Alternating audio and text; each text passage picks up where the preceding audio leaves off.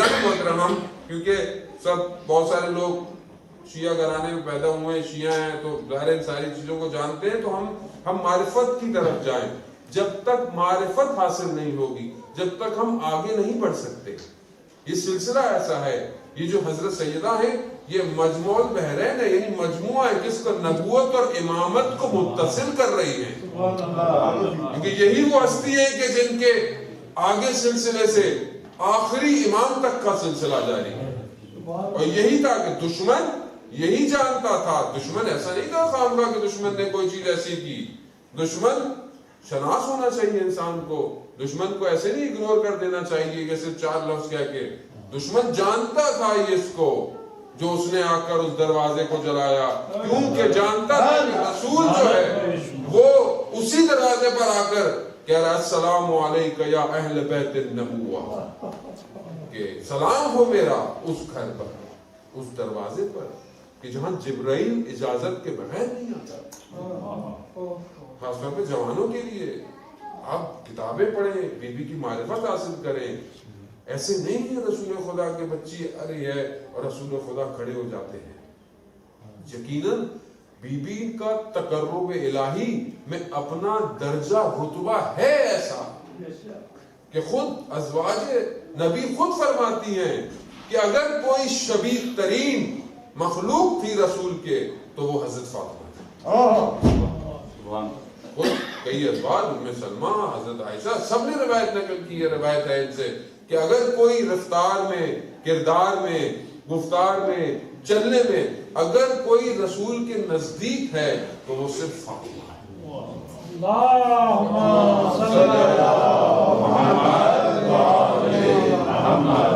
ہمیں پہچاننے کی ضرورت ہے. ہم ان کو کیسے پہچانے؟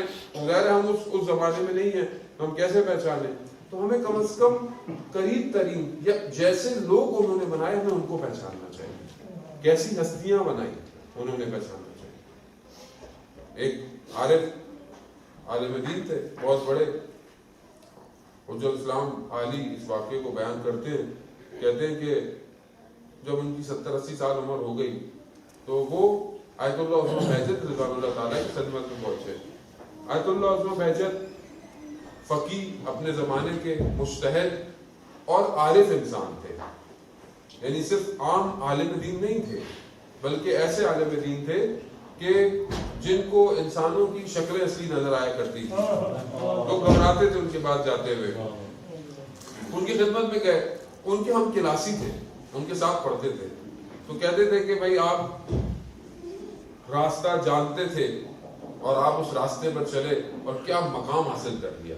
حالانکہ خود بھی وہ کم عالم نہیں تھے، مگر کہنے لگے کہ میں وہ راستہ نہیں جانتا تھا، میں اس راستے پر اس طرح نہیں چل پایا جس طرح آپ چلے. آپ تو جانتے تھے، آپ نے کیوں نہیں میری رہنمائی کی؟ تو بہرحال وہ چپ ہو گئے، خاموش ہو گئے. اور تو انہوں نے کہا کہ دیکھیں اب اگر آپ میرا ہاتھ پکڑیں گے تو اب وقت گزر گیا، اب میری عمر جو ہے وہ کافی ہو گئی ہے، لیکن میں آپ کو، کیونکہ آپ میں آپ کو یہی واسطہ دیتا ہوں اور ساری چیزیں، مجھے جو آپ کو عنایات عطا ہوئی ہیں ان میں سے مجھے ایک عنایت عطا. کافی دیر خاموش رہے، سر اٹھایا، کہتا ہے کہ تم نے اتنی بات نہ کی ہوتی تو میں، اور اگر کوئی اور ہوتا تو میں قطعاً اپنی یہ بات نہ بتاتا. میں جب امام رضا علیہ السلام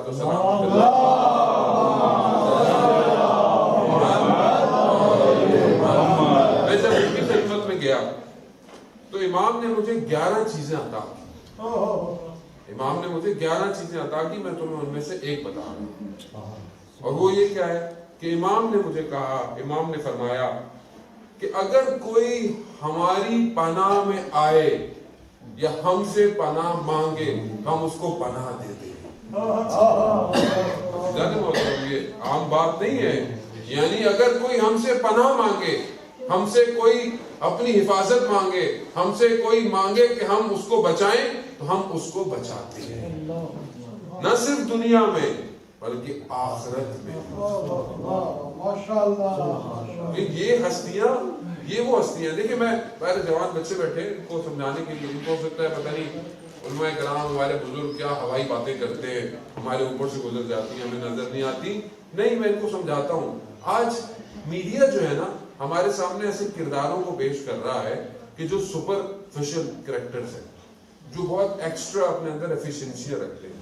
ٹھیک ہے, بہت ساری ایسی اینیمیشن سیریز ہیں, ایسے کریکٹر ڈیزائن کیے, یہ بچے بہت اچھی طرح جانتے ہیں. یہ بچے ان کے بیگ بھی لیتے ہیں, چیزیں بھی خریدتے ہیں. کیوں؟